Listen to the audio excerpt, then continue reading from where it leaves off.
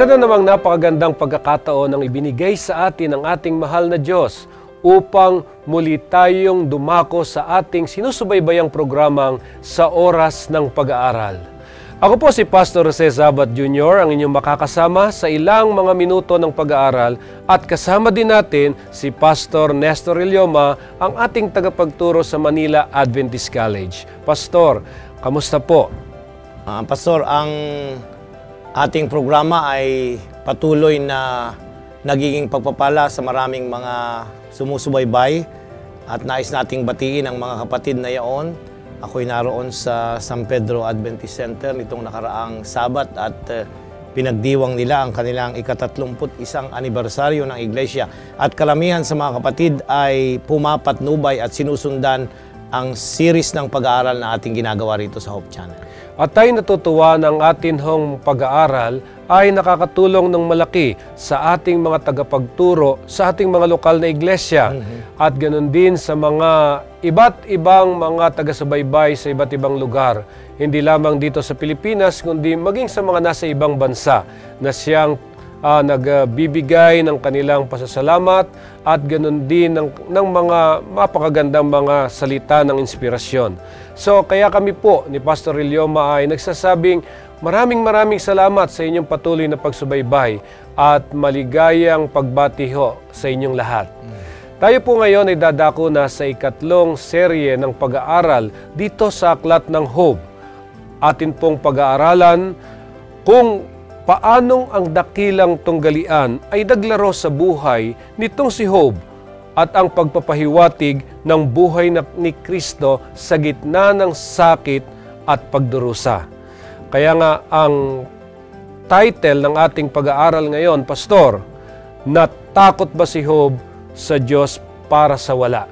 Pero bago natin to ipagpatuloy, tayo muna humiling ng dakilang karunungan mula sa Panginoon. Tayo po ay manalangin. Kataas-taasang Diyos na nasa mga langit, sa sandaling ito ay kami po ay lumalapit upang humingi ng patnubay sa aming pag-aaral ng inyong salita. May kababaang loob na nais naming tamasahin ang pagpapala ng karunungan at ng kaalaman na magbubuhat sa puso ng aming tagapagligtas.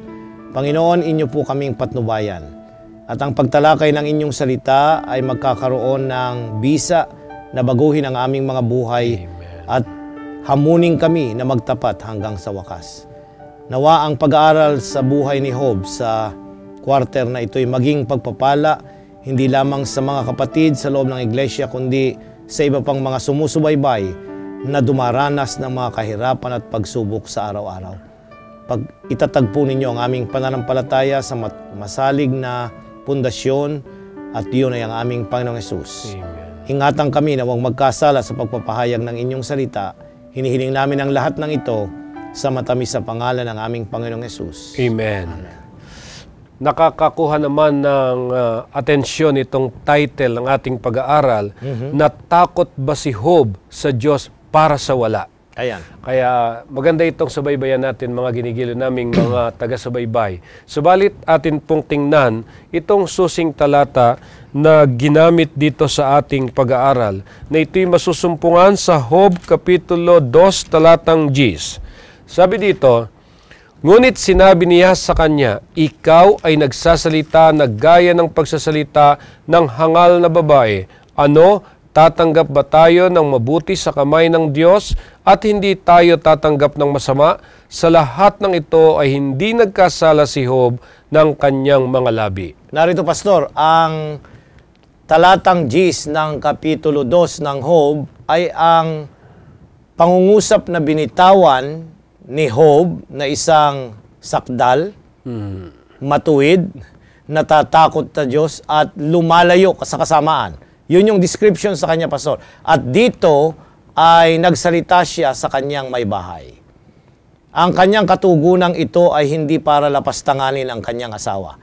Hindi para ibaba ang katatayuan niya. Kundi nais niyang i-focus ang isang bagay na sa lahat ng karanasan na ipinagkakaloob ng Diyos, masama man ito o mabuti na kanyang pinahihintulutang nangyayari, ay hindi dapat natin sisihin o ating i-blame ang ating Diyos sapagkat meron siyang panukala at may purpose sa lahat ng kanyang gagawin. Kaya nga ang sabi rito ay, hindi ba natin tatanggapin ang masama, hindi lang lamang ang mabuti. Hindi ibig sabihin ito na nanggagaling sa Diyos ang masama. Pastor, lilinawin natin sa pasimula ng ating pag-aaral.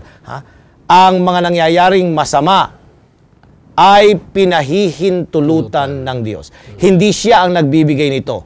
Ang kaaway ang nagbibigay nito na may pahintulot ang Diyos. At mamaya, babaybayin natin na si Satanas ay humingi ng pahintulot sa Diyos. Kaya nga pinagkalooban niya ito na subukin si Job basta sa isang bagay lamang, huwag mong kukunin ang kanyang buhay. Yan. Kaya nga, itong ating patuloy na pinag-aaralan ay mayroong liwanag na dinadala sa atin sa konteksto ng dakilang tunggalian. Ngayon, ang isa sa tingnan po natin, ano yung malungkot na katotohanan na sinasabi sa aklat ng Job na may kaugnayan sa atin. Ayan. Muli doon sa konteksto ng dakilang tunggalian. Yan. So, linawin natin muli kasi hindi lahat ng mga mananampalatayang Kristiyano ginagamit yung terminolohiya, yung phrase na the great controversy. Pastor, ito ay contribution ng mga Adventista sa pag-aaral ng teolohiya. Nung ako ay pumasok sa Baptist Seminary, sa aking doctoral, ay hindi ipinagamit sa akin ito. Doon sa aking aklat na isinulat. Ang ginagamit kasi ng mga kaibigan natin na mga Kristiyano sa ibang mga pananampalataya ay universal conflict ang ginagamit nila. Hindi nila ginagamit yung tangi na terminolohiya natin yan. Kaya pagka narinig mo ang isang mangangaral o isang nagtuturo ng Biblia at yan ang ginamit, ay merong background siya na Adventist ang flavor. So, the great controversy. Now, ito yung paglalaban ng masama at ng mabuti. At sinasaklaw nito yung pang-universo. Malaki yan. Macro, sabi natin. Hindi micro, kundi macro ang scope nitong paglalabang ito. Sinasaklaw mula sa langit hanggang dito. Now, dito sa Apokalipsis 12:12, Pastor, ayan. Tingnan natin ang tala na isinulat ni Juan upang tugunin yung katanungan mo na malungkot na katotohanan na ipinakikita sa aklat ng Job ay isinulat verbatim dito sa Apokalipsis 12:12. Ito po ang sinasabi sa Apokalipsis 12:12, kaya't mga galak kayo o mga langit at kayong nagsisitahan dyan, sa aba ng lupa at ng dagat sapagkat ang diablo'y bumababa sa inyo na may malaking galit sa pagkaalam niya na kaunting panahon na lamang mayroon siya. Narito, Pastor, ano ang sinasabi? Sinasabi ng talata na dito sa lupa, aba, Ang ibig sabihin niya ay kayo'y minalas. Minalas kayo sapagkat dito sa ating daigdig na ginagalawan, dito pumunta ang diablo. Hindi ibig sabihin na pinili niyang pumunta rito, Pastor. Now, kung ating pag-aralan na mas malalim itong malaking tunggalian, pagkatapos na maghimagsik si Lucifer na naging diablo o Satanas, ay pinalayas siya doon sa langit. Yan. At pinuntahan niya ang iba't ibang mga sanlibutang nilalang ng Diyos na mga sakdal na may mga nilalang. Subalit, hindi niya natukso ang mga ito. Dito lamang sa planeta ng ating mundo, dito sa planet Earth, nagapi niya ang unang lalaki at babae, yung kumakatawan na leader dito sa paglalang ng Diyos sa mga tao, at yun ay si Adan at Eva. At dahil doon, nang magapi niya yung itinalagang tagapamuno ng sansinukob sana si Adan at Eva dito, ay ano ang nangyari? Napasailalim sila sa kanyang kapangyarihan at siya ang naging prinsipe ng kadiliman. At nanaog siya rito na may malaking galit. Ayan. So, pansinin ninyo, Pastor, hindi siya nagbibiro. Ang diablo ay galit sa tao. Bakit siya galit sa tao? Hindi naman tayo ang kalaban niya sa malaking tunggalian. Ang kalaban niya ay ang ating Panginoong Hesus. Now, papansinin ninyo dito sa Apokalipsis 12, Pastor, ay merong 4 na tagpo kung ating babasahin. At aking babaybayin. Hindi na natin babasahin sa ating mga taga-subaybay. Kung meron po kayong pagkakataon, ay basahin ninyo ang buong kapitulo ng 12 at may tagpo rito na 4 na rounds. Para bagang boxing, Pastor, na ang Diyos at ang kanyang kaaway, ang diablo, ay nagharap. Unang-una sa talatang 7 at 9 hanggang 9 ay ang unang laban ay doon sa langit. Ayan. Si Miguel at si Lucifer. So, sinong natalo sa paglalabanan dito? Ang diablo ang natalo at siya'y pinalabas at siya'y naparito sa lupa. Ayan. Ang ikalawang round, Pastor, ay dito sa lupa na. Okay? Ano yon? Kanyang sinubukang talunin, hindi ang Kristo, kundi hindi yung Arkanghel, hindi yung Miguel. Kasi natalo na siya eh. Wala ka nang iyaharap, natalo ka na eh. Alam nga namang hamunin mo ulit. So, para saktan ang manlalalang ang nais niyang saktan, ang nilalang niyang sakdal na tao, si Adan at si Eva, kanyang tinukso, nang mahulog sila sa kasalanan, ay nasaktan ang ating Panginoong Hesus. Yung apple of his eye, ang tao na apple of his eye, ang sabi ni Salmista David, ay nahulog sa kanyang kapamahalaan. Kaya nga, kinakailangang tubusin, iligtas yung taong yaon. Kaya nga, si Miguel, yung Arkanghel, ang ating Panginoong Hesus, na parito sa lupa upang makipagbaka sa diablo sa kanyang pagiging nasa katawang tao. So, hindi na sa level na siya ay nasaan yung Diyos, kundi sa level na siya ay nagkatawang tao. Kaya dito, mapapansin natin na dun sa Eden, ay nais niyang patayin. Kaya yung unang hula sa Kapitulo 3, talatang 15 ng Genesis ay maliwanag doon na yung paglalaban ng masama at ng mabuti, yung seed ng serpent at yung seed ng babae, yung binhi ng babae. Now, ipinagpatuloy pa ito hanggang sa ipanganak ang ating Panginoong Hesus. Kat inupakan niya ulit eh. Doon pa lang sa kapanganakan ng ating Panginoong Hesus, gusto niya lang mamatay. Ginamit niya si Herodes na mag-utos na ano. Now, papansinin niyo, Pastor, dito sa great controversy na ating tinalakay nung nakalaang linggo, gagamitin niya ang mga tao at puwersa dito sa sanlibutan sa maling pagpili nila na maging instrumento upang sirain ang panukala ng Diyos sa ating mga buhay. So, kagaya ni Herodes, tinukso na naman niya sa ilang ang ating Panginoong Hesus hanggang doon sa krus. Pero sa krus, akala niya nagtagumpay na siya, pero natalo siya nang mabuhay si Jesus doon sa kanyang libingan. Ito yung ikalawang round. Now, umakyat na si Kristo sa langit, Pastor. Hindi niya na masundan, so 2 beses na siyang nagapi. So ano ang kanyang nilabanan? Nilabanan niyan ang iglesia na yung tunay na iglesia ng Diyos, nilabanan niya ito, 2 ang kanyang ginamit. Persecution at saka maling aral. Yan. So, pag-uusigin kanya o tuturuan kanya ng mga maling aral para makonvict kanya na tayo kanyang pag-aaral. Ngayon ang huling tagpo, yung talatang 17, Pastor. At yun ay ang dragon, ang diablo, ay nagagalit doon sa nalabing bahagi ng tunay na iglesia. Yung mga taong ang karakteristik noon, nagsisitupad sa mga utos ng Diyos at may patotoo ng ating Panginoong Hesus. Ito yung katotohanan ng ating pansinin, Pastor, na napakalinaw na si Job ay nasaan siyang bahagi. Kung titingnan natin doon sa laban na yon, siya ay nasa round 2, Pastor. Nasa round 2. Tayo ngayon, wala na doon sa round 1, wala na rin sa round 2, wala na rin doon sa panahon ng iglesia niya hanggang doon sa ilang, kundi tayo'y nasa huling bahagi. Kaya nga, lalo pang galit na galit. So yung talatang ito ay bahagi noong galit na diablo. Bakit? Natalo sa langit. Natalo doon ng magkatawang taong ating Panginoong Hesus. Hindi niya rin nasira ang tunay na iglesia. Meron pa rin mga nagtapat, bagamat pinersecute at pinasukan ng mga maling aral. Meron pa rin mga nagpreserve ng mga katotohanan, bagamat sila'y pinatay at pinag-usig sa mga kabundukan. Pastor, ang aking nais idiin dito ay kung ano ang naging karanasan ng bayan ng Diyos sa mga nakalipas na panahon. Ito ang ating naranasan sa huling kapanahunan. Lalong-lalo na galit siya doon sa mga nagsisitupad ng mga utos ng Diyos at nasa kanila ang patotoo ni Jesus. So lalo niyang pinag-iigting ang kanyang pagnanais na ang mga nalabing mga sumusunod sa Diyos ay kanya pang makuha. Tama yun, Pastor. So kaya napakaganda talagang tingnan natin ang kasaysayan ni Job. Dahil mula sa kasaysayang ito, mayroon tayong makukuhang magagandang mga aral na pwede nating panghawakan upang hindi magwagi ang pagtatangka ng diablo na tayo ay maakay niya. Tama yun, Pastor. Kaya nga dito, tingnan po natin kung paano tumugon itong si Job sa lahat ng kalamidad na binagsak sa kanya at ano ang naging bunga sa kanyang pag-uugali. Ayan, napakagandang katanungan, Pastor. Ano ang naging tugon at bunga nito sa kanyang personal na buhay?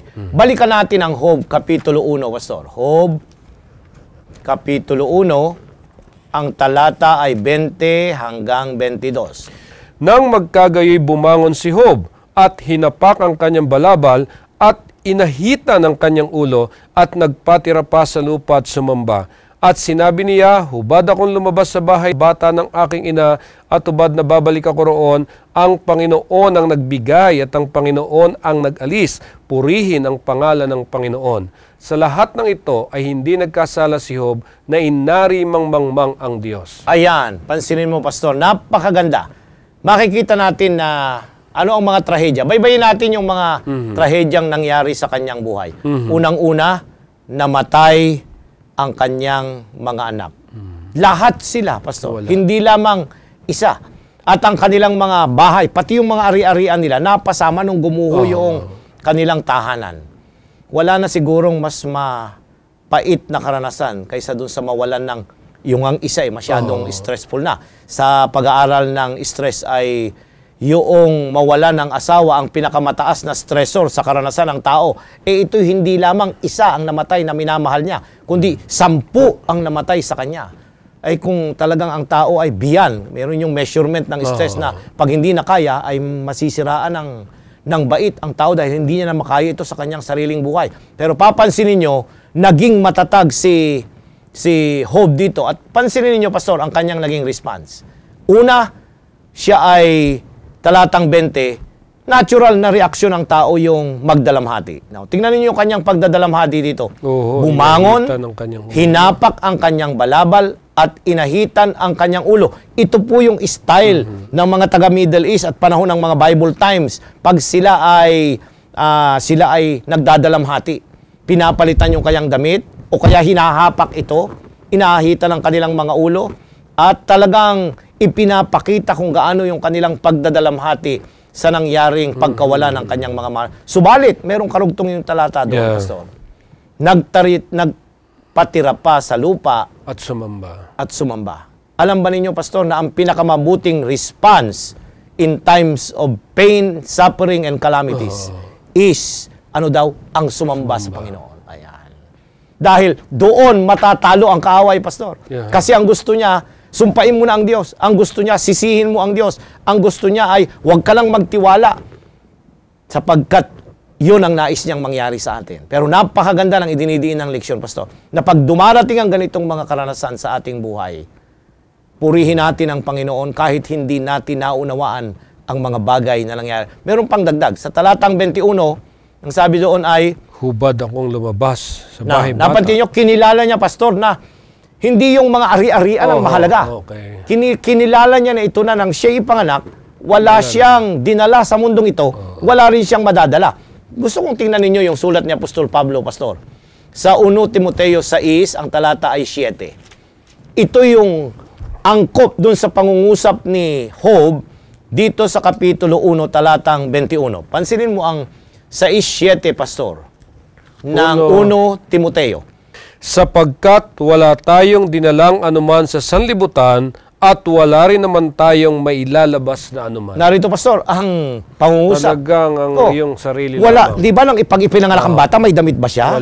Wala. Ay, pero pagka namatay na, nako, kundi kung napakamahal ng mga isinusot, ninanakaw lang kuminsan doon sa nicho. Pero iisa lang ang sinasabi nito. Kagaya lang sabi ni David, ay wala siyang babalik siya sa kanyang bahay bata na wala siyang dala. Siya'y hubad. Wala siyang hawak na kung ano pa mang passbook o titulo ng lupa o ano pa man nang siya ay dumating dito sa lupa. Kaya wala siyang alam mo, Pastor, kung ganito ang perspective ng isang mananampalataya, hindi mo panghihinayangang mawala ang lahat ng iyong ari-arian, Pastor.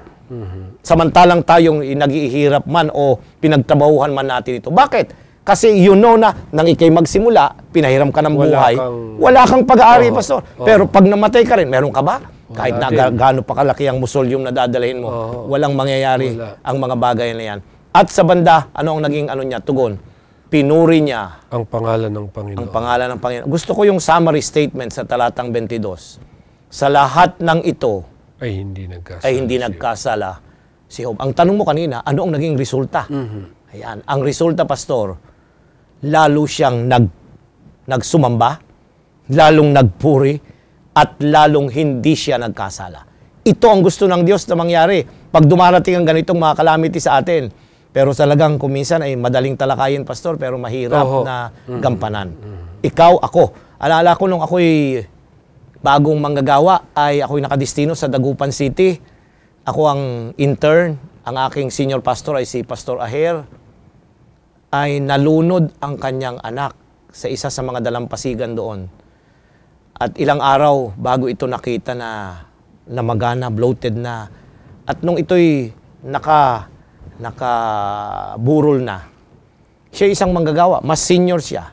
Pero nagtanong siya sa akin, bakit pinahintulutan ng Diyos? Hindi lang minsan. Pag dumarating ang ganitong trahedya, we start to ask the question, why? At sa aklat ng Job, Pastor, mapapansin ninyo na si Job mismo, nagtanong din siya ng why.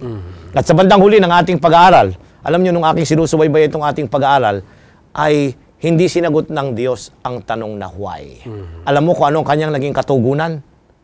Who? Ang kanyang sinagot. Sino ako, Job? Nais kong inyong pansinin na pag ganito ang dumarating, dapat makilala natin siya ng lubusan.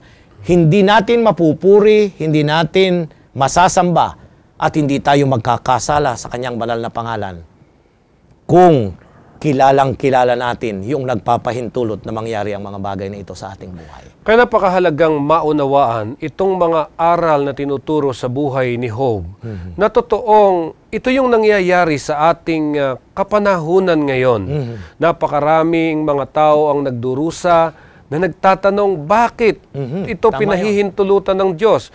Kahit tayo nga, tulad ng sinabi ninyo, Pastor, na tayo na meron ng naiintindihang ilang mga bagay sa banal na kasulatan, naunawaan natin yung mga bagay na ito na nangyayari sapagkat may magandang panukala ang Diyos. Pero pagka sa atin dumarating ito, ay naitatanong din natin. Kaya nga yung sinasabi natin, mula pa nung pasimula, may mga katanungan na paulit-ulit, hindi natin masumpungan ng kasagutan. Pero dito ho sa bahaging ito, ipinakikita po na sa kabila ng pagdurusa na naranasan ni Job, mas pinili niya na sambahin ang ating Panginoon at siya'y purihin sa kanyang dakilang pangalan. Kilala niya yung kanyang sinampalatayanan, Pastor. At gusto ko yung concept na yon. Bakit mo questionin? Bakit mo i-blame? Bakit mo sisisihin ang Diyos kung kilala mo na ang pinakamabuti ang nais niya para sa atin? Kaya nga, hindi kaya napakahalaga yun hong pagkaunawa sa kalayaan ng pagpili sa panahon na dumarating sa atin ang pagdurusa. Kasi kailangang bantayan natin yun. Yung kalayaan sa pagpili na yun. O kapag hindi natin to nagamit ng mahusay, maaaring maakay tayo ni Satanas. Ayan. Iuugnay natin, Pastor, yung point na yun, na yung sinabi kanina. Yung asawa niya rito, ako'y nananampalataya at sa aking pag-aaral ng Biblia na nung maganda ang kanilang buhay, ay nagtitiwala sa Diyos yung kanyang may bahay. Bakit? Ay talagang tinatamasa nila ang mabuti. Pero nung dumating na ang mga trahedyang nagkasunod-sunod, nagbago ang kanyang pananaw, nawala ang kanyang tiwala at pagkakilala doon sa nagbigay ng mga pagpapala sa nakalipas na mga araw. Alam niyo kung minsan, ganun din tayo, Pastor. Sino bang nagbigay ng mga lahat? From the buhay, pinalaki tayo, pinaaral, nagkaroon ng asawa, nagkaroon ng anak, biglang magkakaroon ng trahedya. Mawala-walang lahat yon kung ang pagpili natin na magkakaroon tayo ng hinanakit, gusto kong gamitin yon sa Diyos, ay sisirain ito yung kating inalagak na pagtitiwala sa ating Panginoon. Kasi may dumarating sa buhay natin na talagang meron kang ambisyon, meron kang gustong marating. Pero yung nais mong marating ay may mga hadlang na siyang dumating along the way, kaya hindi mo naabot. At doon sa puntong iyon, doon mo ngayon naramdaman yung kalungkutan at doon lumalabas ngayon yung iyong pagbubuntong hininga, kung bakit, saka yung mga katanungan, bakit ako na may nananampalataya, ako na may masigla sa iglesia, bakit nangyayari itong bagay na ito na hindi ko naabot yung gusto kong maabot at hindi ako tinulungan ng Diyos. Ayan. So may mga ganong mga karanasan sa buhay ng isang tao na kinu-question ng ating Panginoon. Like for example, mayroong isang kasaysayan na nangyari sa isang kabataang babae sa panahon na nagda-drive siya, napakabilis niya mag-drive at nung hindi niya napansin yung traffic light na naka-stop na pala, tumuloy pa rin siya at siya'y nabangga. Buti na lang hindi siya namatay. At nung siya'y nasa ospital, naramdam niya yung matinding bunga ng pagkaaksidente, ay sinisisi niya ang Diyos. Nawala yung kanyang pagkilala sa Diyos, nawala yung kanyang pagtitiwala, na sinasabi niya, kung merong Diyos, hindi sana ako nagkaganito. Maganda yan, Pastor, na punto na nais kong hindi natin sa ating mga kapatid, na kapag ka dumarating ang ganito, eksaminin natin yung ating pagtitiwala at koneksyon sa Kanya. Kagaya ni Job, ano bang ating tatanggapin lang sa Diyos? Yun lang mabuti? O tatanggapin din natin yung mga pagsubok na Kanyang ibibigay para dalisayin ang ating pananampalataya? Kaya nga po, napakahalaga yung papel ng pag-ibig at kalayaan ng pagpili sa pagsamba sa Diyos at paglilingkod sa Kanya. At paano ho natin ito gagampanan? Ayan, hindi ko alam. Kung tayo'y sumasamba, Pastor, ay dahil mahal natin ang Panginoon. Ikalawa, ito'y personal na pagpili. Tama? Opo. So, dalawa yon, pag-ibig at personal na kalayaang pumili. Hindi tayo pinipilit sa pagsamba. Now, kung ipinipilit ang ating pagsamba, ay hindi na yan acceptable before God. Kaya nga, ang dyablo, mautak din eh. Dalawa yung kanyang style eh. Gagamitan ka ng kamay na bakal o ito, Pastor. Kaya nga, yung tatak na ibibigay ng kaaway eh, dito o kaya dito. Hindi ibig sabihin literal na tatatakan ka dyan at tatakan dito. Hindi. Ang sinasabi nito ay sa pilitan na ipipilit yung kanyang pagsamba o pipiliting kanya na maunawaan na mali naman yung concept pero inuunawa mo, tinatanggap mo ito para sambahin mo ang tunay na Diyos. Ayan. So, saan tayo? Kung mali ang aral at dapat ay ating i-dissect kung ito'y totoo o hindi, nakabatay sa banal na kasulatan, ay dapat ay ating magpasya tayo kung sasambahin ba natin ang tunay o hindi tunay. Sapagkat ito'y mahalaga sa ating pagpili ng daan ng dapat nating tahakin. Amen. So napakahalaga talaga yung pag-ibig. Ito yung pundasyon ng lahat ng bagay. Kaya kapag itong pag-ibig na ito ay nasa sa atin, yung pag-ibig natin sa ating Panginoong Diyos, mga ginigiliw, dumanas man tayo ng mga pagdurusa, ng mga hapdi na dulot ng mga hindi magagandang karanasan sa buhay natin. Alam nyo, katulad ni Job, piliin ho natin yung sambahin ang ating Panginoon at masusumpungan po natin yung kasayahan na dinudulot ng ating pagiging malapit sa ating Panginoong Diyos. Ngayon, mapansin po natin yung Job Kapitulo 1 kung paanong ipinakilala itong si Job na bilang isang matuwid at sakdal na lalaki na kanyang napanatili sa kanyang buhay bagamat siya ay tinukso ni Satanas o pinagtangkaan ni Satanas na kanya itong makuha. Kung ihahambing natin yung karanasan nitong si Adan at saka si Eva na tinukso rin ni Satanas, ano ho yung makikita nating pagkakaiba? Ayan, ang tanong ay compare and contrast. Ano yung similarity ay yung pagkakaiba. Now, ang kaibahan, Pastor, ay una, sa Genesis Kapitulo 3, sa unang bahagi, hindi pa po nagkakasala ang tao. Si Adan at Eva.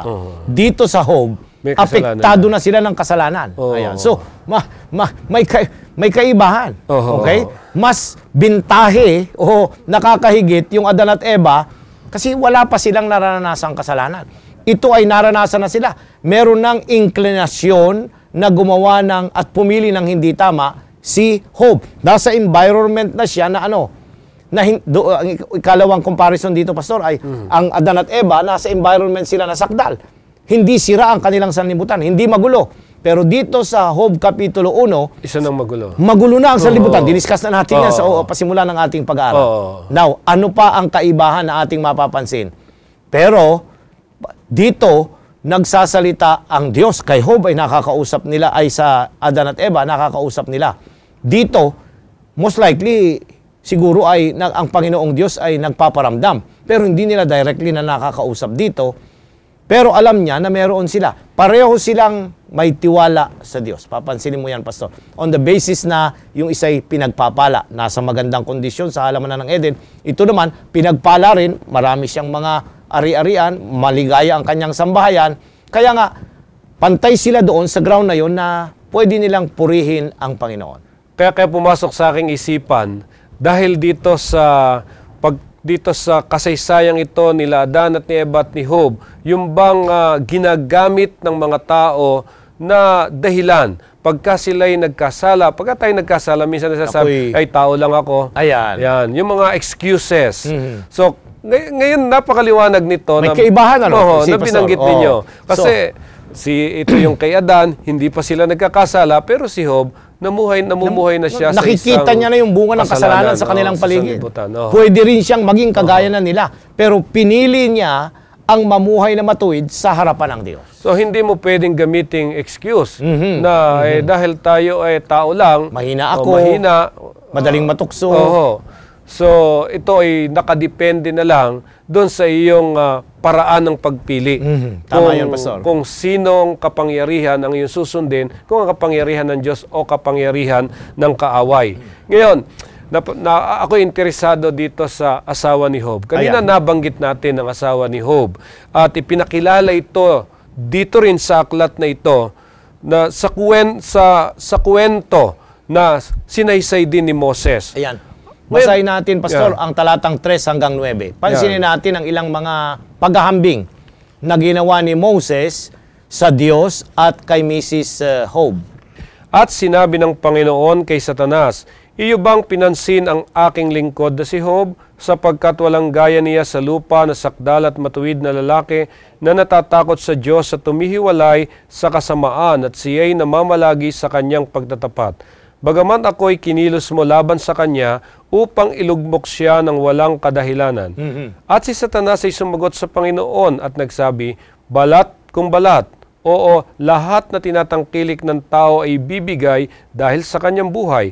Ngunit pagbuhatan mo ngayon ng iyong kamay at galawin mo ang kanyang buto at ang kanyang laman at ang kanyang itatakwil ka ng mukhaan. At ang Panginoon ay nagsabi kay Satanas, narito siya ay nasa iyong kamay. Ingatan mo lamang ang kanyang buhay. Sa gayoy umalis si Satanas mula sa harapan ng Panginoon at pinasibulan si Job ng mga masamang bukol na mula sa talampakan ng kanyang paa hanggang sa kaniyang puyo. At kumuha siya ng isang bibingga ng palayok upang ipangkayod ng langib at siya'y naupo sa abo. Nang magkagayoy, sinabi ng kanyang asawa sa kanya, namamalagi ka pa ba sa iyong pagtatapat? Itakwil mo ang Diyos at mamatay ka. Ayan, Pastor, mahirap namang hatulan natin si Mrs. Lot ng gayon na lang. Job. Mrs. Job. Dahil ang punto rito ay, sa unang tingin, sa talatang 9, ay parang napakawalang hiyan itong asawa nito. Okay? Pero wag naman. Let's be fair. Pansinin ninyo, ang stress na dumating sa kanyang buhay ay ganun din. Hindi lamang si Job ang sinubok, kundi pati ang kanyang may bahay, Pastor. Papansinin ninyo, namatay ang kanyang mga anak. Apektado kaya si Mrs. Job? Oo, hindi ba? Nawala ang kanilang mga ari-arian. Siya, ang may bahay, sabi natin, siya ang treasurer ng tahanan. Di siya ang nakakaalam lahat. Kwinenta niya kung ilan yung mga nawala. O hindi ba? Ikatlo na iyong mapapansin ay yung iyong asawa na nariyong piling ay hindi mo na makahiga, hindi mo na makausap. Bakit? Nakalayo sa iyo dahil siya'y maraming mga sakit na dapat ay baka ito'y nakakahawa o ano paman. Can you imagine the stress in her life also? Kaya nga, dumating siya doon sa punto na kagaya ng mga karanasan ng ibang mga lalaki, babae dito sa banal na kasulatan. Naalala niyo yung karanasan ni Propeta Elias, Pastor, nang wala na siyang makain at pinag-uusig na siya ni Jezebel. Anong sabi niya? Ay, ako'y gusto ko nang mamatay. Hindi ba? Dumarating yung gano'n. Si David, gano'n din. Gusto ko nang mamatay. Pinag-uusig siya ni Saul. Pastor, ito yung katatayo ang kinalalagyan niya. But we are not justifying Mrs. Lot. Di natin pinasabi na tama yung kanyang ginawa. Subalit papansinin ninyo na ang lalaking ito, ang lalaking Job, ang kanyang asawa, namamalagi pa ba sa iyong pagtatapat? Ang question ay, will you continue to be faithful to God? Ikaw ba'y magtatapat pa pagkatapos ng lahat ng mga nangyaring ito? Yung binabalance niya, Pastor. Ito, tingnan mo niya naman. Binalance niya yung katapatan mo doon sa mga ibinibigay at mga nakalipas na mga pagpapala. Naubos ng isa-isa. Parang, ang concept niya kasi, Pastor, ay ito, kaya kamay ganito para magtapat ka sa Panginoon. Pag nabawasan na lang isa't isa, di bapat mabawasan din yung iyong pagtatapat. Yun ang concept ni Mrs. Lot. Nakuha mo ba, Pastor? Pero kay Lot ay hindi doon nakabase yung kanyang pagtatapat. Hindi sa bawat tinatangkilig niya at pagpapalang ibinigay ng Diyos. Ang kanyang pagtatapat ay nakabase sa relasyon niya sa kanyang manlalalang at tagapagligtas. Yun ang basis na yun. Kaya nga sabi rito, itakwil mo ang Diyos at mamatay ka. Inuutusan niya ang kanyang may asawa na kalimutan mo na yan. Ang daming mga tao sa ating paligid na hindi siya kinakilala, nagpapatuloy silang mabuhay. Gumaya na lang tayo sa kanila. Yun ang sinasabi niya rito, Pastor. Hindi niya sinasabi na ang pananampalataya, hindi. Kundi ang sinasabi niya, look at the people around us. Ang daming mga hindi rin nag-i-exist, hindi rin sila naniniwala, pero namubuhay naman sila. Bahala na yung future kung may future. Kasi ang concept ng isang mananampalataya, yung dinalakay natin sa unang leksyon, merong the end. Merong the end, yeah. Merong the end. At yun ang nawala kay Mrs. Job. Yeah. Kung obserbahan natin ang mga pangyayari, maging sa ating mga kapatid sa church o kahit hindi mga kapatid na kabilang sa ating samahan ng pananampalataya, talaga hong dumarating sa punto na kapag ka nawawalan ka ng nababawasan yung mga ari-arian mo, yung babae madaling mag-isip na saan kami kukuha ng aming kabuhayan, ay talagang napipilitan kang mag-isip na bawasan yung iyong pagtitiwala, bawasan yung iyong pagiging relihiyoso. Di ba? Hindi nyo ba naobserbahan na kung minsan kapag wala na tayong mga kakanin, halimbawa, kulang yung pagkain sa tahanan, mapipilitan kang magtrabaho kahit araw ng Sabat, gamitin mo yung araw ng pagsamba. So, kaya yung iba naiipit doon, Pastor. Yung present life now, ay ipagpapalit ba natin yung future life na pagkakaloob ng Panginoon dito sa maikling pagtitiis natin ngayon. So, ibig sabihin, hindi totoong nawala yung tinatawag na pagiging materialistic nitong asawa ni Job. Kaya ko pwede nga ikumpare, nababanggit nyo si Lot kanina, minsan pumapasok sa isip ko na pwede kong ikumpara yung asawa ni Lot doon sa asawa ni Job. Oo, kasi parang ganun din Iniwan niya Hindi niya maiwan Ito naman, nawala, naglaho. Kaya nga, naglaho din yung kanyang kaloob na pagtatapat sa Panginoon. So hindi kaya isa rin na ginagamit ni Satanas itong asawa naman ni Job upang pahinain din ang pananampalataya nitong si Job. Yan ay another angle, Pastor. Yan, papansinin ninyo na sa aklat na ito, ang malaking tunggalian ay nagpapatuloy. Hindi lang ang Diyos at si Satanas. Ginagamit niya, at mapapansin ninyo, pati yung 4 na kaibigan ni Job, pagkatapos sa babaybayin natin dito, ay gagamitin ng kaaway para pahinain ang taong ito at pasukuin na siya'y mali at hindi siya matuwid sa harapan ng Diyos. At isang bagay, Pastor, bago ko ihayag yung aking ilan pang mga obserbasyon dito sa ating pinag-aaralan, nabanggit kasi sa talata yung balat para sa balat. Bigyan lang natin ng kaunting kahulugan. Ano ba yung ibig sabihin noong binanggit nitong si Moses dito sa sulat na ito na balat sa balat? Okay, mahirap ipaliwanag itong idiomatic expression na ito, lalong-lalo na sa Hebreo, Pastor. Pero ang karamihang mga nagpapaliwanag ng banal na kasulatan ay tinutukoy na ito yung pinaghirapan mo ng unti-unti hanggang ikaw ay makapundar ng iyong mga pag-aari at mga kung ano-ano. nagdumanas ka ng mga kahirapan at mga kung ano-ano pat nagsakripisyo para magkaroon ka. Pagkatapos suddenly, ito ay mawawala sa babalik ka. Parang nagsimula ka na ikaw ay patpat, skin. Tumaba ka na dahil nagkaroon ka na ng mga ari-arian at kung ano. Tapos bumalik ka ulit. Yun yung picture eh. Yung ikaw ay nag-lean ka ulit. Ayan. Naging balat buto ka na lang ulit. Yun yung expression na sinasabi rito na nawala, in-strip ulit lahat sa iyo, yun at pinahintulutan ng Diyos sa iyong karanasan. So ang isipang ito ay nagsasabi na para bang ito ay payagan mo na magkaroon ng isang bagay sa persona ni Job at dahil dito makikita mo kung saan ang katapatan niya. Kaya nga yung binabanggit nyo rin kanina na sirain mo ang katawan ni Job, ang kanyang kalusugan at tingnan mo kung anong mangyayari. Kaya yan, merong ugnayang malaki doon sa title ng lesson kung bakit sinabing natakot ba si Job sa Diyos para sa wala? So, sa makatwid, itong mga pangyayaring ito sa buhay ni Job, nagpakita sa ating lahat ng katapatan ng kanyang pananampalataya. Yung genuineness of his faith. Dito ay ipinahayag ng Diyos kung ano yung talagang totoo sa kanyang pananampalataya. Ayan, Pastor, unang-una na mapapansin natin dito sa pagpapakita ng kanyang lubos na pananampalataya ay hindi siya sumang-ayon sa kanyang asawa. Mahirap pag hindi tayo sumasang-ayon sa Mrs. Pastor. Pero dito sa puntong ito ay kinontradict ni Job ang kanyang may bahay. Hindi siya sumang-ayon dun sa sinabi niya na tatangkap ka lang ba ng mabuti? Sabi niya, kung hindi ba natin tatanggapin ang masama? Kundi ang sabi niya ay siya ay naging matapat at di nagkasala sa harapan ng Panginoon. So una, hindi niya sinang-ayunan yung kanyang asawa. Ikalawa na ating mapapansin dito, pumili siya.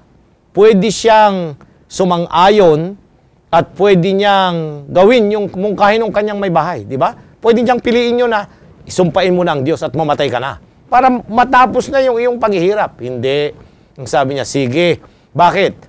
Kasi naunawaan. Ako'y naniniwala, Pastor, na naunawaan niya na yung pagsubok na yon ay maikli lamang. Hindi yon panghabang buhay. Ayan. Okay. Alam niyo yung salitang hindi siya sumang-ayon sa kanyang asawa. Ayan. Alam niyo kung minsan pumapasok sa isipan ng marami, sana si Eva ay hindi sumang-ayon kay Adan para noon hindi lumaganap ang kasalanan. So may pagkakaiba. Pero may pagkakaiba si Adan ang sumang-ayon, sumang-ayon. Baliktad Sumang-ayon siya. Alam niyo kung minsan may mga bagay sa buhay din natin at dumarating yung pagkakataon na yung atin mismong kabiyak ay ang siyang aakay sa atin upang sa ganoon mabawasan yung ating pananampalataya. Pero dito pinahayag ni Job yung tunay na pananampalataya. Pinahayag niya ang kanyang pananampalataya sa ating Panginoong Diyos. Paano natin matututuhan, Pastor, ang maging tapat sa Diyos, maging sa maganda at di magandang mga panahon na dumarating sa ating buhay? Ayan, napakaganda ng katanungan, Pastor. Paano natin matututunan? Kaya nga pinag-aaralan natin, Pastor, itong karanasan ni Job. Dahil dito matututunan natin na ang tao na pinahihintulutan ng Diyos na dumaan sa mga pagsubok at kahirapan dahil sa kanyang pagtitiwala sa kanyang Diyos, ay pwede nating gayahin ang karanasan ng lalaking ito. Kaya nga pag may mga karanas, di ba? May namatayan, may mga naghihirap na pwede nating dalawin. Ang pinaka-latest na gagamitin nating basis na example ang karanasan ito. Di ba? Basic ito Pag pumunta ka dumalaw tayo sa ospital, mayroong naghihingalo o mayroong kapatid na terminal ang binabanggit natin ito yung kasaysayan. Sapagkat ito ang basis, isa sa mga malinaw na halimbawa ng isang leksyon na dapat matutunan ng mga anak ng Diyos. Kaya ito, naniniwala ako na inilagay ang aklat na ito, Pastor, dito sa bahagi ng banal na kasulatan. Remember, from the start nang ito ay isulat ang banal na kasulatan sa panahon ni Moses, isinama na ito. Isa ito sa pinakaunang aklat na naging bahagi ng banal na kasulatan, na naging inspirasyon ng mga tao na nagtapat sa Diyos hanggang ngayon sa ating panahon. Minsan kasi sa buhay natin ay kapag tayo ay mayroong magandang karanasan o di kaya ay magandang katayuan, doon lamang natin naaalala yung maging aktibo sa pananampalataya. Pero meron din namang iba na kapag ka dumaranas na ng mga pagdurusa, doon lalong kumakapit sa Panginoon. Doon naman sila lalong nalilinang, lalo silang naipapakita. Okay? Naalala ko nung katatapos nung July 16 earthquake, naalala mo 1990, Pastor? Ay naku, ang daming bumalik sa kapilya. Ang daming mga nagsimba sa ibang mga simbahan. Bakit? Kasi parang nayanig, hindi lamang yung lupa, kundi yung kanilang pananampalataya. Nagising sila na, talagang pag hindi ako nakaayos ngayon, pag dumating ang Panginoon o may sakunang nangyari, ay tiyak na hindi ako maliligtas. Kaya nga, dun sa puntong yon, kaya dito makikita mo na ginagamit ng Diyos pati yung mga negatives para tayo lalong mapalapit sa Kanya. Yun ang magandang punto ng aklat na ito. Minsan ito ay opportunity para lumapit ka sa Panginoon, pero hindi naman sana mangyari pa yun bago para tayo lumapit sa Kanya o sumamba sa Kanya. Alam, itong si Job ay naiwasan niya ang magkasala. Maging sa mga gawa. Makita naman natin sa mga binaybay natin kanina, gusto lang natin makita yung ilang mga issue na nakapaloob, paano niya naiwasan yung magkasala sa mga salita at sa kanyang mga gawa. Unang-una sa lahat, Pastor, ay kung babaybayin natin ang banal na kasulatan, sa sulat ni ni Salmista David, ang sabi niya, iningatan ko ang iyong salita sa aking puso nang ako'y hindi magkasala. Ako'y naniniwala na si Job, bagamat wala pang mga printed na Bible, ay may mga ilang bahagi ng mga unang mga sulat na kanyang isinapuso, Pastor. At yun ang nagpapaalaala sa kanya na mayroong Diyos na manlalalang, may Diyos na nagmamahal, may kautusan ng Diyos na yun, panahon ni Moses ito, at kinakailangan na ito'y sundin na bahagi ng kanyang buhay. Ito'y kanyang inilagay doon na bahagi ng kanyang pagtatapat sa Panginoon. Gusto kong kuhanin yung pangungusap na yon na ingatan ang mga salita ng Diyos. Ilagay natin sa ating mga puso. I-apply natin sa ating mga buhay. Dahil sa pag-iingat ng kanyang mga salita, ilalayo tayo nito sa mga gawaing masama at ilalapit tayo nito sa ating mahal na Panginoong Diyos. Makita ninyo kahit itong ating Panginoong Hesukristo, kung may kukumpara natin, at saka si Job,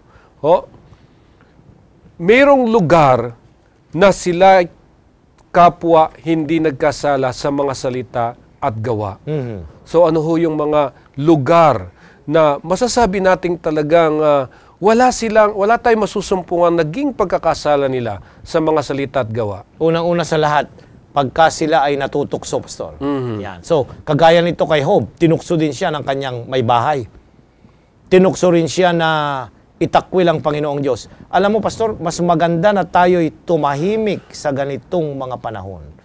Yung may mga nangyaring trahedya, kasi pang nagsalita ka talaga, Pastor, magsasalita ka at you start what? Mag-produce ka ng mga salita na later on, pag inisip mo, ay mali pala yung aking mga nasabi. May mga nakikinig sa atin, ang ating sambahayan, ang ating mga anak. Kaya maganda kung minsan na ang unang-unang leksyon, ang ating Panginoong Hesus, pag siya tinutuligsa ng kanyang mga kaaway, tumutugon ba siya? Hindi. Siya yung tumatahimik. Pastor. So basic yun. We learn to keep quiet when we are tempted. At sa panahon na may mga aksyon na hindi tama, laban sa atin, anong dapat natin gawin? Mag-withdraw tayo. At ipanalangin natin. Pansinin niyo yung karanasan ni Esteban. Nung binabato na siya, anong kanyang ginawa? Ipinanalangin niya. Ang ating Panginoong Hesus nung mamamatay na sa krus, anong kanyang unang salita doon sa krus? Ama ko, patawarin mo sila sa kanilang mga kasalanan sapagkat di nila alam ang kanilang nagagawa. Ito sana yung ating prinsipyo, Pastor. Every time na may punto na nais ng diablo na gawin natin para tayo magkasala, unang-una sa lahat, manahimik tayo. Hanapin natin ang Diyos at sa Kanya, sabihin natin. Maganda yung dito sa mga awit, 142. Pastor, gusto ko yung talatang yon. Ako'y dumadaing ng aking tinig sa Panginoon. Ako'y namamanhik ng aking tinig sa Panginoon. Aking ibinubugso ang daing ko sa harap niya. Aking ipinakikilala sa harap niya ang kabagabagan ko. Napakalinaw, Pastor. Sa panahon ng makabagabagan, kahirapan, hindi kapwa-tao ang haharapin. Kaya nga noong dumalaw yung kanyang mga kaibigan, hindi naman niya sila inanyayahan at hindi naman siya nag-open sa kanila. Sila ang nag-open sa kanya eh. Mapapansin natin ito at dito ang sabi, ang basic principle, pag dumating ang ganito, nung dumating ang trahedya kay Job, ako'y naniniwala na nung siya'y lumuhod, tumangis siya at sinabi niya sa Panginoon, lahat din ang kanyang mga naramdaman na mga pighati ng pagkaulila, pagkawala ng kanyang mga ari-arian, sinabi niya ito, idunulog niya sa Panginoon. Yeah. Sa mga prinsipyong katulad ng inyong binanggit, ay nakita po natin kung paano nagtagumpay si Job, na katulad rin ng pagtatagumpay ng ating Panginoong Hesus sa mga tuksong dumating sa Kanya. Ngayon, ano yung pag-asang mapanghahawakan natin sa pagsunod kay Kristo hanggang sa kamatayan? Alam niyo, Pastor, may mga pagkakataon tatanungin mo yung mga kapatid, meron kaming isang kaibigang pastor, tatanungin ng mga kapatid, sinong gustong sumunod sa Panginoon? Kay Christ, tatas ang kamay. Hanggang sa kamatayan, wala na magdasang sa kamatayan. So ngayon, napakahirap sagutin yung ganong katanungan. Dito sa Pilipos Kapitulo 2. Mangagkaroon kayo sa inyo ng pag-iisip na ito'y na kay Kristo Jesus din naman, na siya bagamat nasa anyong Diyos ay hindi niya inaring isang bagay na nararapat panangnan ang pagkapantay niya sa Diyos. Kundi bagko sinubad niya ito at naganyong alipin na nakitulad sa mga tao. At palibhasing nasumpungan sa anyong tao, siya'y nagpakababa sa kanyang sarili na nagmasunurin hanggang sa kamatayan, oo, sa kamatayan sa krus. Anong pag-asa, Pastor? Ang sabi mo, ang tanong mo kanina, ay very simple. Yeah. Ang pag-asa ay ang Kristo na manlalalang, ang Kristo na ating tagapagligtas. Siya mismo ay sumunod hanggang sa kamatayan. Kung tayo'y kanyang tagasunod, Pastor, ay sa pamamagitan ng kanyang biyaya, kung tayo'y pahihintulutan niyang dumaan sa ganung karanasan, ay wala tayong dapat ikatakot. Kasi ang sabi niya, I am with you. When you cross to the fire, kasama natin siya. Pag kayo tumunog sa mga tubig, maraming pangako sa banal na kasulatan, siya'y kasama natin. Naalala ko yung karanasan doon sa gas chamber. I was reading a story doon sa yung Holocaust sa Germany. Yung aking isang profesor, pastor, ay sumulat ng isang aklat doon. At ang tanong niya ay, nasaan ang Diyos ng ginagas chamber yung milyong-milyong mga Hudyo? Alam mo ang tugon ng aking profesor doon sa isa sa kanyang paragraph doon sa aklat niya kanyang isinulat na Elie Wiesel, yung nakaligtas na isa doon na binigyan niya ng talambuhay. Anong siyang sabi niya? Sa bawat taong pumapasok doon sa gas chamber, naroon ang Kristo kasama nila na nagdurusa hanggang sa huling hininga ng kanilang buhay. Kaya dito, Pastor, maganda yung hindi tayo nag-iisa. Yung concept na when we suffer for the Lord, hindi tayo nag-iisa. Ang Panginoon kasama natin. Yeah, totoo po yun. Na sa mga krisis na dumarating sa buhay natin, totoo, napakadaling tanungin ang katotohanan ng Diyos ng higit sa kung ano ang Diyos. So, sa kasaysayan sa banal na kasulatan, pwede nating gamitin ang kasaysayan ni Daniel. Si Daniel ay hindi siya kinuha ng Diyos karakaraka mula doon sa yungib nakasama ang mga leon, kundi sinamahan siya ng Diyos. Tama yung tatlong Hebreo, di ba, pwede naman sanang sila alisin na ng Diyos, pero sinamahan sila ng Diyos. Naroon ng Diyos. So sa panahon ng krisis, hindi lamang marahil sa panahon ng krisis, kahit sa anumang katayuan, anumang mga panahon na dumarating sa atin, maganda man at di maganda, sasamahan tayo ng Diyos kung meron tayong tunay na pagtitiwala sa Kanya. Amen. So, Pastor, mayroon pa ba kayong gustong idiin sa huling bahagi nitong ating leksyon? Dito sa ating paksang tinalakay, Pastor, na natakot ba si Job sa walang dahilang kabuluhan? Ay, Pastor, ang ating katugunan ay hindi. Ang pagsamba ni Job sa Diyos, ang kanyang pagtitiwala sa Diyos, ang kanyang pagpupuri, ay hindi nakabatay dun sa kondisyon ng kanyang buhay. Hindi dun sa climate o yung kagandahan ng environment na kinalalagyan niya. Hindi. Kundi yung kanyang relasyon kilala niya yung kanya. Gusto kong basahin natin sa huling pagkakataon yung 2 Timoteo 1:12, Pastor. Dahil dito'y nagtiis din ako ng mga bagay na ito, gayunmay hindi ako nahihiya sapagkat nakilala ko yung aking sinampalatayanan at lubos akong naniniwalang sila'y makapag-iingat ng aking ipinagkatiwala sa Kanya hanggang sa araw na iyon. Pastor, narito si Pablo ang sabi niya, kilala ko yung aking sinampalatayanan. Amen. Si Job, ganun din, Pastor. At lahat ng mga lalaki na nanindigan para sa Panginoon, anuman ang kanilang naging karanasan, pinahintulutan man silang mamatay. Hindi kagaya ni Job na naging pinagpala at bumalik sa dating katatayuan. Pero ang sasabihin nila kagaya ni Pablo, kilala ko yung aking sinampalatayanan. Amen. Napakagandang karanasan itong karanasan ni Job na pwede nating gamitin upang magtagumpay din tayo sa ating pagharap sa mga pagdurusa, sa mga tukso na dumarating sa buhay natin. Alam ninyo mga kaibigan, ang pagkakasangkot ni Job at yung atin din pagkakasangkot dito sa dakilang tunggaliang ito, isa na iniisip ko, hindi kinakailangan yung level ng theology. Tama yun, Pastor. Kundi ito ay may kinalaman ng higit sa personal na buhay. Ang kanyang pagdurusa ay malakas na tukso upang itanggisanan niya ang Diyos. Ganon din sa atin. Subalit ang kanyang pananampalataya na ipinakita sa ating leksyon sa pagkakataong ito ay nagbibigay sa atin ng lakas na kaya rin nating harapin ang mga masasamang kapalaran. At ang pagdadagumpay ni Kristo laban sa mga tukso at ang kanyang pagnanais na harapin ang pagdurusa, ito ang ating pag-asa na lalo nating maingatan ang ating integridad at katapatan sa Kanya. So tayo po ay manalangin para sa pagtatapos ng ating pag-aaral. Dakila po naming Diyos, maraming salamat sa kabutihan ninyo.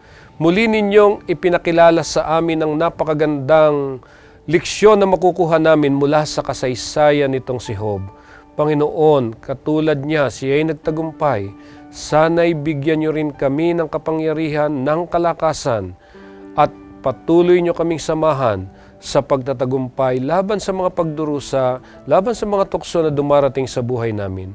At kung mayroon man na kaming mga taga-subaybay na dumaranas ng mga paghihirap, ng mga pagdurusa sa mga panahong katulad nito, ipadama niyo sa kanila na hindi niyo sila iiwan. Amen. Handa ninyo silang tulungan hanggang sa sila'y maging matagumpay.